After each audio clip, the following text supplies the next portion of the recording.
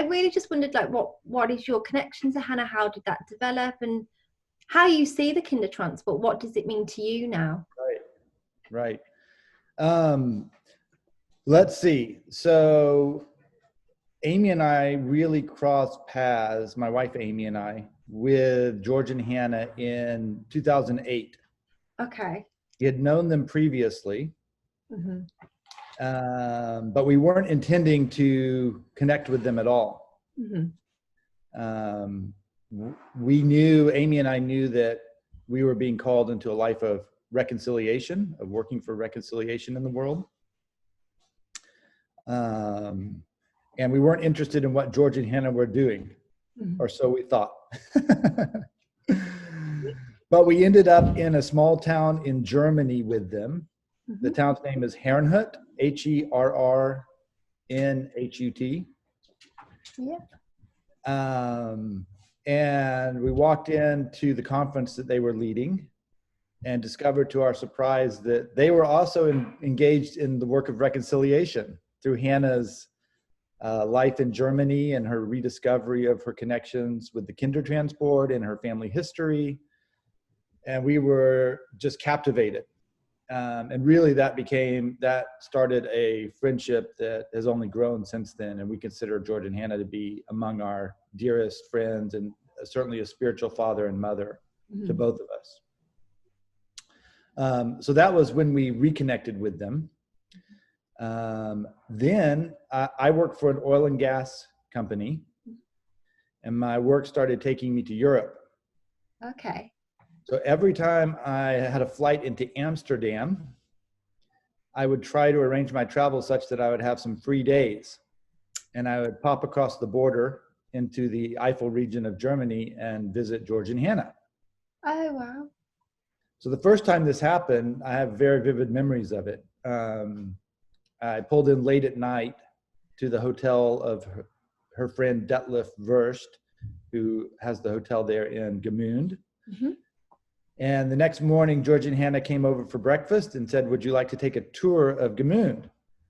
I said, "Sure, can I grab my camera?"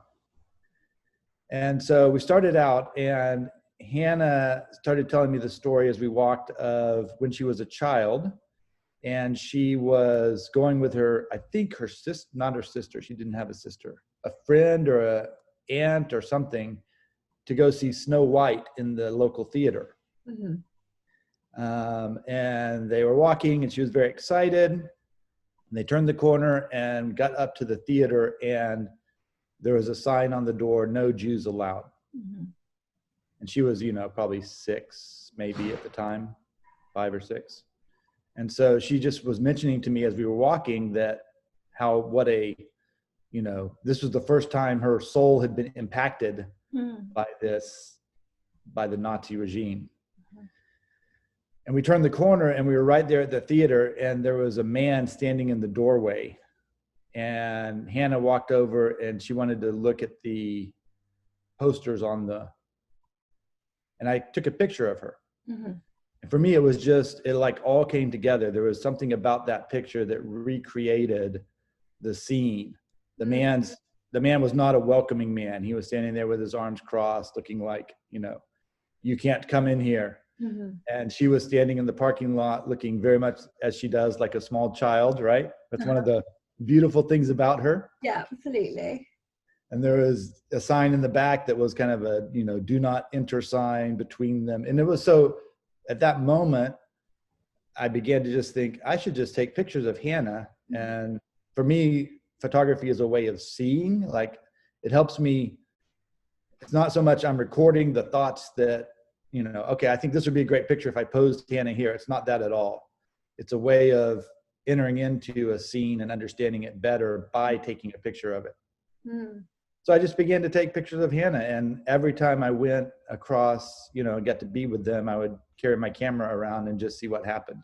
So I have a few pictures that for me are really marker images. That one in at the movie theater being the first one, that are for me very precious. It's really emotional, actually, you saying that, because the first film the Kinder were allowed to, that they were taken to see in Britain, the first transport was Snow White. Oh, really? Oh, Yeah, that's interesting. and I Talk just found about connections. it, isn't it? It's crazy that the children, the first transport, were taken to Dover Court, and they were then taken into Harwich, and they were able to go and see Snow White. And you know, the fact that Hannah wasn't allowed, but the first children that came to Britain went to go and see this movie, and we've just found Right. out what theatre it was in. So Wow. I can actually say they were there at this point. So Interesting. So here's another story I think you'll be interested in. So I take a lot of photographs, and as I travel for my work, and then I was also traveling for this European project that we did of reconciliation in Wittenberg. I don't know if Hanna mentioned that. yes, yeah. But it's a long project. It was a multi-year project. So I did a lot of traveling for that. So I just like to take pictures of whatever. So one day I was at work in Houston and kind of stumbled across this website for National Geographic called Your Shot. Your Shot. It doesn't exist anymore. But at that time it was basically a place for people to submit their own photos. Okay. And different themes. They would have different, themes they would announce, and every day they picked 12 photos called the Daily Dozen. That it was just an amazing spot because you could see all these beautiful photos that mostly amateurs had taken, and the National Geographic editors would comment on some of them, and that sort of thing. So that day they had opened up one on minimalism. So I'm like, oh, I should put in some photos on minimalism. So I just kind of searched through my library very quickly. It was my lunch break. What would be a good photo? And one of them that I put in was the photo of Hanna in the memorial in Berlin. I don't know if you've seen that photo. It's her, because she has kind of her head leaned against the big concrete block. Yeah. And almost immediately I got an editor like on it. And they published it the next day in the Daily Dozen, and it got 500 comments from people all around the world, that because I had put in the description of it, and I kind of told Hannah's story about the Kindertransport and her journey of reconciliation. And so it was really amazing because it was just really a whim, but her story touched so many people. Absolutely. Just from that photograph through National Geographic. So that was also for me a very amazing moment of these connections being made to unexpected people and unexpected places. So you've obviously known Hanna for nearly how many years? Over 10 years now? So I mean, we first met in 1988, so that would have been 30 years ago. Yeah. But it was only a brief meeting, a crossing of paths more than anything. Right. It was really in 2008, so 12 years ago, that we really got reconnected, and I've gotten to know Hanna, I would say. So knowing Hanna for that long and kind of, following her on her journey, but also, capturing that journey as well through your photos, do you think, can you see a change or a development, or is there anything there that you're learning along the way? That's a very good question.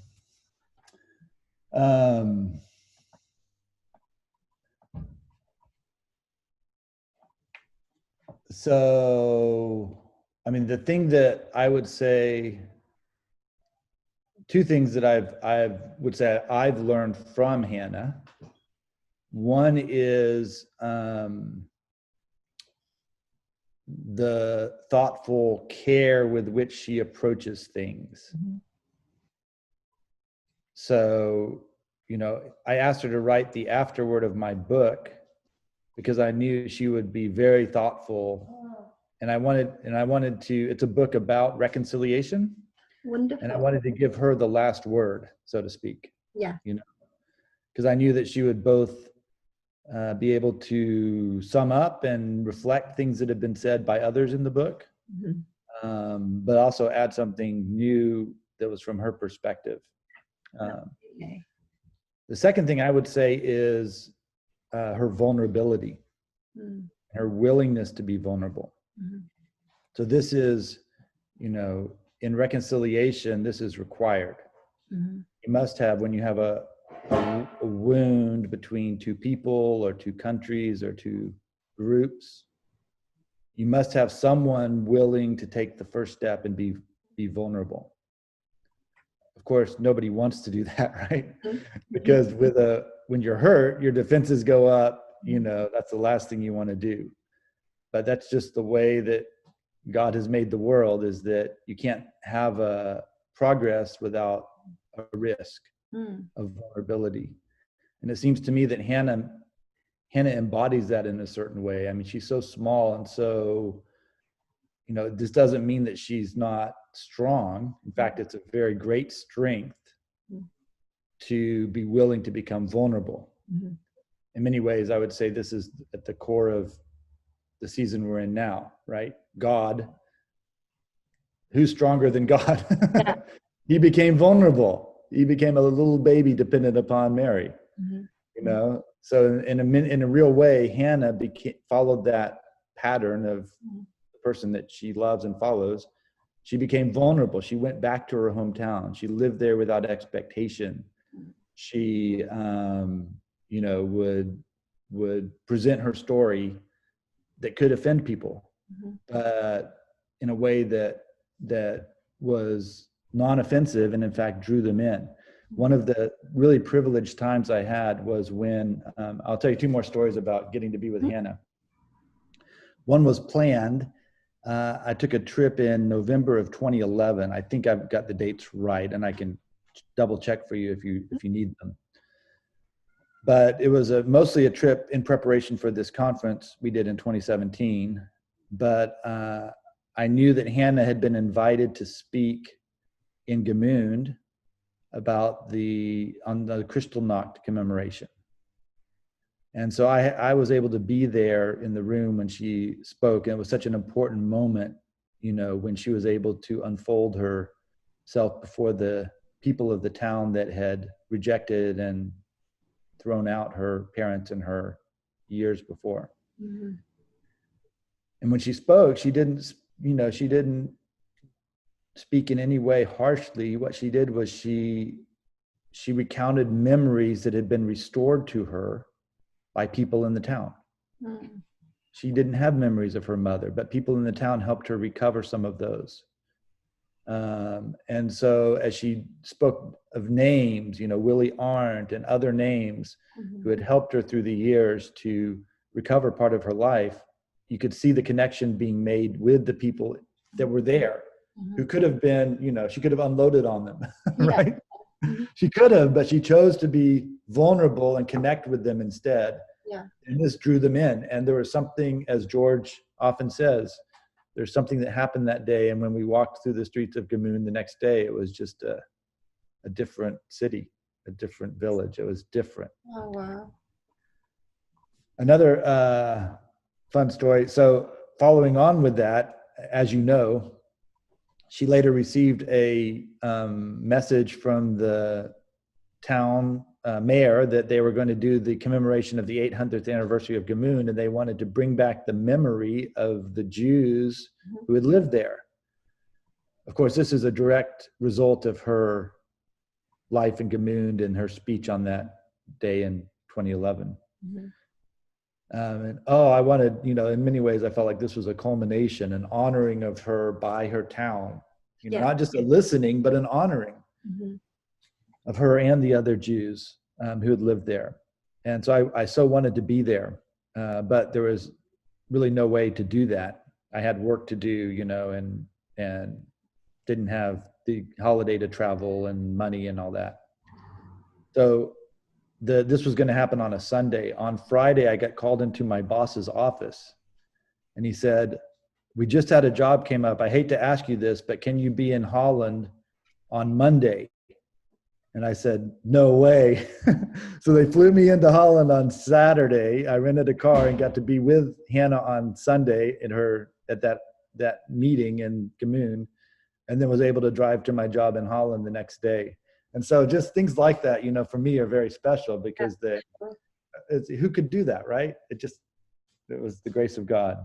Absolutely. So, yeah. It's those moments, isn't it, that I don't think you get those moments reading a history book. Right.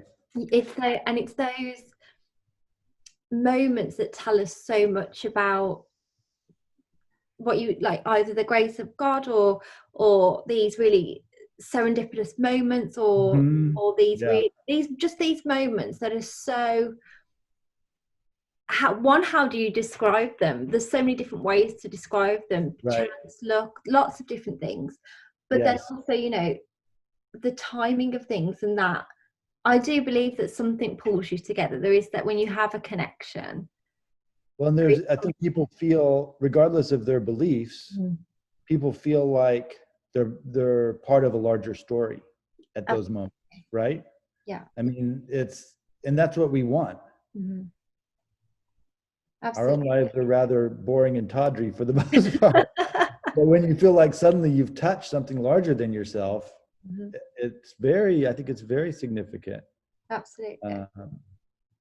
So all these different encounters that you've had with Hanna, then I suppose, what does the Kindertransport now, what does that mean to you now? That's a good question. The thing that always strikes me about the Kindertransport is the courage of Hanna's parents. Because, I have children of my own.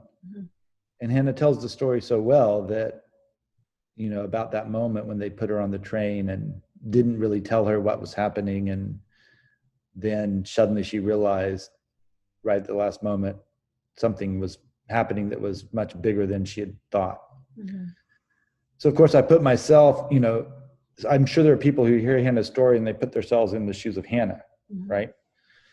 They try to imagine what that would be like, to be, all of a sudden on your own. For me, it's very much putting myself in the shoes of her parents. Would I have had the courage to have done that? So I just have a tremendous amount of respect and honor for Hanna's parents at that moment. So, of course, the Kindertransport is an image of rescue, but also of disconnection. I mean, you've got connections in your book, but there's also the disconnection of suddenly Hanna is disconnected from her parents, and her parents are now disconnected from her and went to their death not knowing what happened. I'm sure that was probably preeminent among their thoughts, was not so much what was happening to them, but what was happening to their daughter. Learning Hanna's story, whenever I went to Germany or other places, and I would always look to see, is there any place nearby that is a memorial of the Holocaust? Okay, yeah. And I would go visit it with my camera and just wander around. And so, so that certainly I would have never done that if I hadn't met Hanna, because my personality is such that I don't like pain. I don't like, I like excitement. I like travel. I like new things. I don't like looking at things that are painful and difficult. But because of Hanna's story, that became something that I would try to enter into. And so I was in the Netherlands for a work assignment and looked around, and there was a place nearby. Let's see, I think I've got the name on the caption of the photo. Westerbork. Oh, the internment camp, yeah. Yeah. There's a train sculpture, a rail sculpture that's of rails running, and then the ends of them are lifted up and kind of twisted. Right. I was really drawn to that. And as I was there was a school group that came by. And these boys were looking at that, and I took a picture, and just something about it captures for me the young people connecting with this story in a certain way. For sure. And because because they're train rails, that's what I think made me think of you. It sort of connects with Hannah's story because the Kindertransport traveled through Holland. Oh, really? Yeah, so I guess so. It would have to have, but I hadn't thought about it that way. It's interesting, like to think about how Hannah was a child that was able to travel through Holland, whereas some of these children and the kids that were looking at it at the memorial were interned in Westerbork, but also transported in a different direction.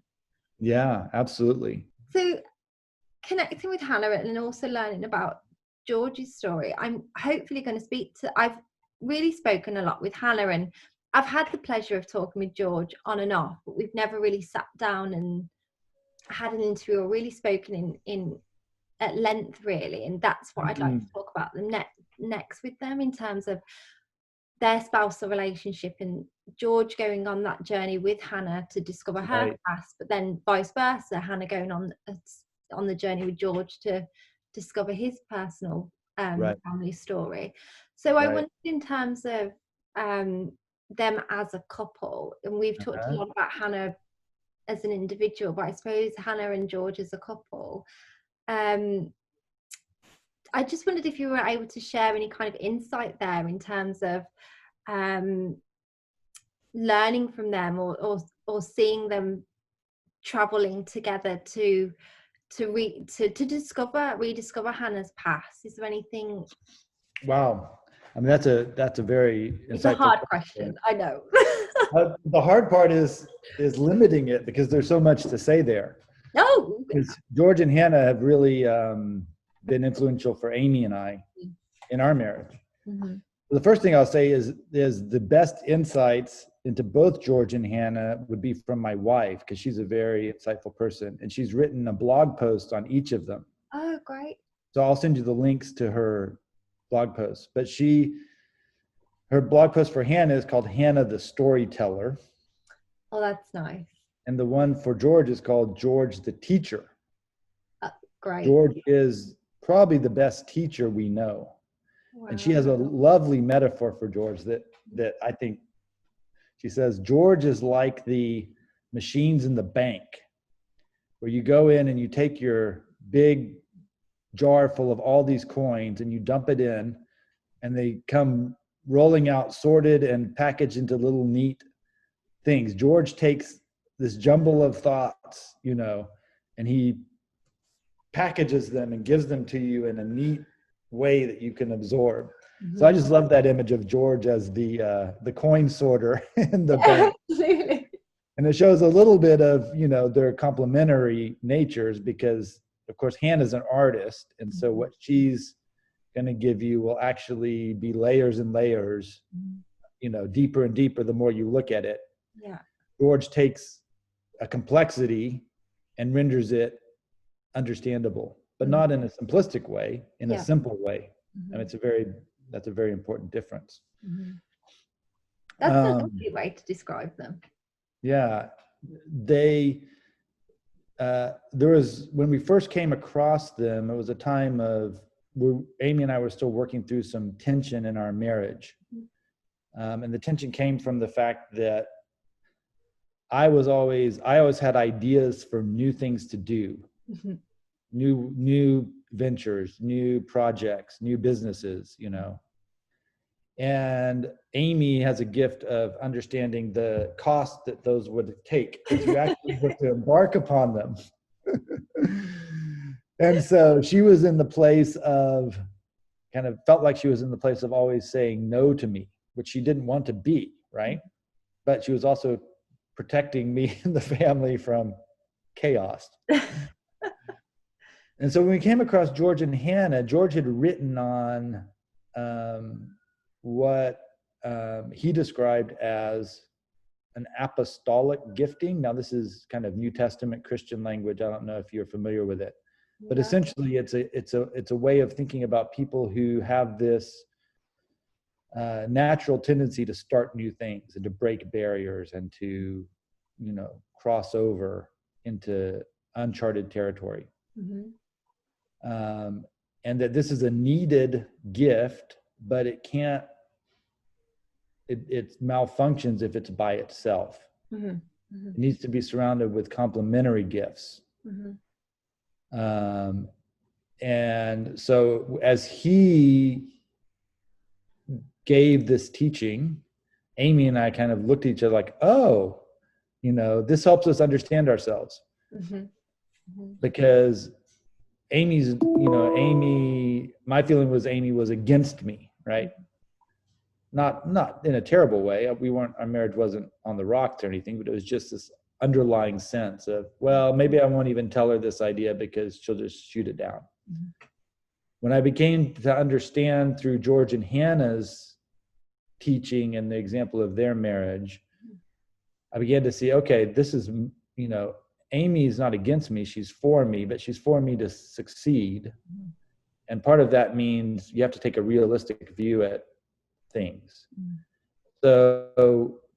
So to learn to submit these ideas to her, for her to really wisely respond to, became a very, very significant change in our marriage. We became much more of a team.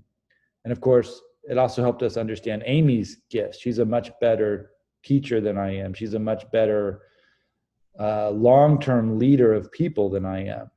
And so I actually ended up turning over our organizations for her to be the day-to-day leader of. Mm-hmm. And that let me be kind of the initiator of new ventures. And so George and Hanna, have had a profound impact on our marriage through their marriage and through the example and the teaching of, what's the right way to interact instead of being against each other. How can we be, for each other in a way that makes it better? Mm-hmm. So yeah, George and Hanna's marriage is just a beautiful thing. That's wonderful. That's really, for it.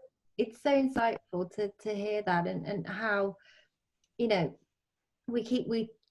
talk about Hanna as this Holocaust survivor, as a Kindertransportee, but then also, her identity is beyond that as well. It's that story is only part of her. Right. She's so much more than that, and I think it's wonderful to hear how in other aspects that might be linked to her story of her childhood, but also just her as a person and her bond with George, and how we learn from her in other aspects of our lives as well. I think it's interesting. We think of Holocaust survivors, imparting wisdom and only certain wisdom, but I think, yes, of course they do, but they have such a broad impact on your life as well. And I think that's really wonderful to hear. Can I say one more thing about that? Because what you said made me think.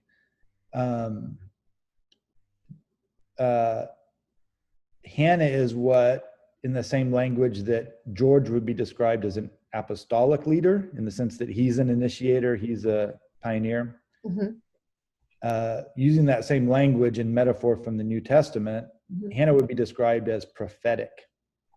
Okay. And the prophetic and the apostolic are meant to go together, but they usually don't. In the same way that I described as, Amy, I felt like she was resisting me. She felt like I wasn't listening to her. That's the typical response.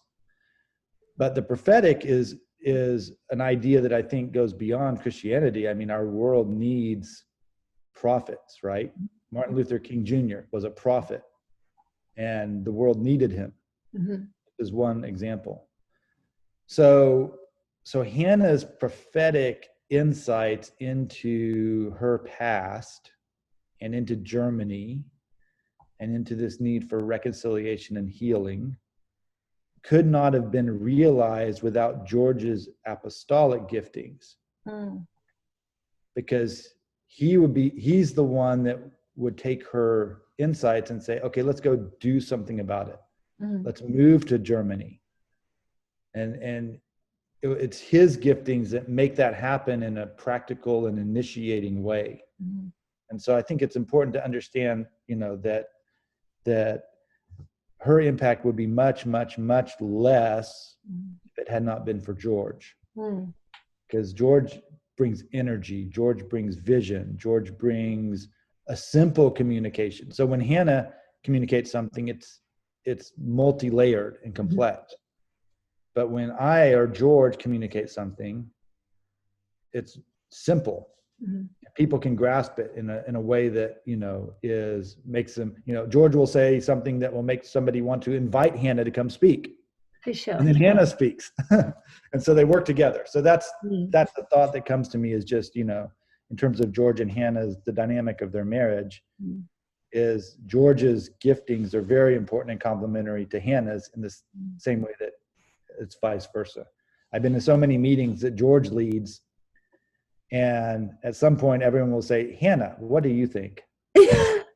And she'll just say one or two sentences that are just so insightful and so to the point, and it's like, so it's just a wonderful dynamic. Yeah, wonderful. Sure. You were saying, you've been around Hanna in Germany, but also in America, and I wonder, is there anything that you've learned in terms of being with them in Germany or being with them in America? Is there a difference or a similarity with regards to audience reaction? That's an interesting question. My dream is to be able to answer that question better. Okay. Because someday I would really like for Hanna to come speak to the Jewish community in Austin. Oh, okay. And so that they can benefit from her story. But that hasn't happened yet. So I haven't really seen how audiences in the US respond to Hanna's story, or respond to Hanna is a better way to say it. Most of the places where I've seen her talk about her story and have been in Europe. Right. We visited them once, Amy and I, in their home in Phoenix. And then we've been in, a number of conferences with them, but they weren't specifically oriented towards Hanna's story. There were other focuses. So I don't know that if I can really answer that question. I think this is a much wider topic, and you've touched on something that I think is really important, and that is that America does not like to face the dark places of its past. Europe is much better at that, and Germany is, I think, quite remarkable in the ways that they've uncovered and displayed the evil of the Holocaust and the Nazi regime, rather than hiding it. So in America, we like to hide, and that's actually one of the things our ministry tries to work for, our organization that my wife and I lead, is this understanding that if you hide the dark places of the past, they never get healed. And they, in a certain way, become a hindrance to you that you're not even aware of. But if you bring them to the light and heal them, these are all things we've learned from the Europeans. People like Hanna and Verena Long. I'm sure she's told you about Verena Long, but Verena is really good about this. Right. You have to bring the dark places to the light for them to be healed, to be able to make progress and go past them. And we see this, it's fairly well known, at least, in a theory, in personal relationships. If you have a grievance against somebody and you never tell them, you're never going to get past that with that person, right? But we don't think of it in America in national ways. Okay. That same thing is true in a national way. And so we are continually advocating to our fellow Americans to be willing to open up those dark places in the past of America and go there. Now, of course, Kindertransport doesn't really do that because it's not directly about America, except for the fact that Americans turned away a ship full of refugees from the Holocaust when we could have welcomed them in. So there's that. We didn't do what your country did. We chose not to do. Anyway, it's interesting. You're now getting me off on a topic. You better stop me because I'll talk too much about it. This is wonderful. This is really interesting, and this is what I like to talk about as well. So it's so interesting that you say that, because it really resonates with British history as well. I think there are certain parts of British history now that we're more comfortable with facing, but I think there's still a lot of history that we still either present a kind of simplified or even simple, narrow kind of narrative, and that is around the Kindertransport as well. I think we present a kind of one-sided story, really. We've not really looked at the Kindertransport in all its complexity, and I think that's really interesting from what you were saying from an American perspective as well, because the Wagner-Rogers bill didn't pass, so America could have had a similar Kindertransport scheme, but Congress Oh, I didn't know that. Oh, okay. Yeah. So Congress said no. Yeah. And that it would have been for 20,000 children to go to America. Wow. Interesting. Which is really interesting, but it just never passed. So children, Wow. the way that children got to America was through either private funds or these kind of charities and different groups that were working together to kind of bring children over. But it's interesting, and there's such a connection between our nations. If we think of evacuee children as well, the Americans were taking a lot of British evacuee children as well. This all stopped when one of the ships was torpedoed by a Nazi U-boat. But it's interesting, that kind of connection between our countries, and the connection via the Kindertransport, either it not taking place, it taking place, taken in children. Like a lot of the kinder had affidavits to go to America, and weren't able to go. So David Attenborough's family, for example, took 2 Kindertransportees in, but they were headed for America. But because war broke out, it came to a stop. Interesting. No, thank you for telling me that, because I was not aware of that. Oh, pleasure. Or if I was aware of it, it somehow didn't lodge in my memory. No, that seems very significant. Yeah, absolutely. It's really interesting, the connections that are there, and with turning away the St. Louis as well. That debate's really interesting, and I think Britain took in, I think France, Holland, and a couple of other places took in some of those refugees on that boat. But we turned the last Kindertransport ship that came to Britain. It was fired at by Britain and the Germans. Really? So that's like a complicated story that doesn't really get told. Huh. Yeah. So you're obviously unfolding a much richer story for your country as well. Hopefully.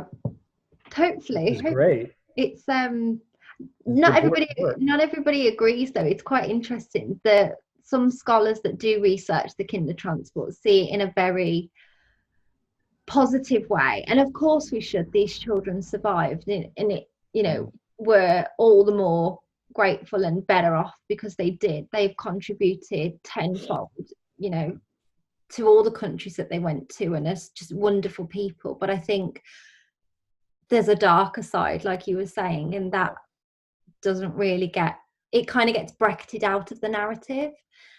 And I think sometimes people don't want to bring it in, and don't want to have kind of such a right this total focus of it being presented in a particular way. It clouds their type of outlook on the whole thing. Yeah. Hey, I got to show you something. So we live in a house, a large house. It's actually not our house. It's a ministry center called Christ the Reconciler. And I'm walking through the house now. The main room in the house is called, let's see if you can see it, the George and Hanna Miley Suite. So we named it after George and Hanna to honor them and their work in reconciliation. So this is our guest room where people come and stay, and we tell them Hannah's story. That's fantastic. And we have her book here. And then if we come into the incredibly large bathroom, we didn't design this, but it's a huge bathroom. Oh, wow. We have a wall that tells the story of Hannah. Wow. So people who come and visit us get to connect with Hannah's story, because they almost all stay in this room. Oh, amazing. Now, the crazy thing is we can't convince George and Hanna to come visit their own George and Hanna room.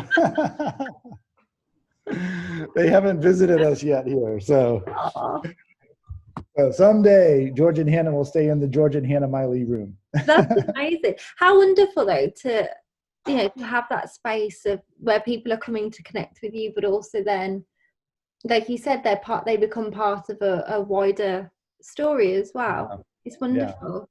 Yeah. John Patrick, Yeah. I have a question for you. Okay. Hanna Miley. What do you think of when you think of Hanna Miley? Like a small and fierce, but also like very energy packed, I guess. I don't know. Amazing. This is my Amazing. son, John Patrick. He's 17. So he's been around Hannah a fair amount. Oh, Yeah. wonderful. Yeah, I'm speaking with your dad about Hannah's story and all his wonderful photos as well. It's wonderful to hear about all your connections with her story. Mm-hmm. Yeah. So what do you think of when you think of the Kindertransport? I mean, I think of tragedy, but also grace and something that was really wonderful, but also tragic in the same way. It's it's kind of a conflicted feeling. Mm. And would you say that most of your friends and classmates would know about the Kindertransport, or would this be a new story to them? I'd say most wouldn't know, or if they did, they wouldn't really care that much, to be honest. But yeah, I'd say most don't know. Mm. But I have no idea. They talk about the Kindertransport very much. For sure.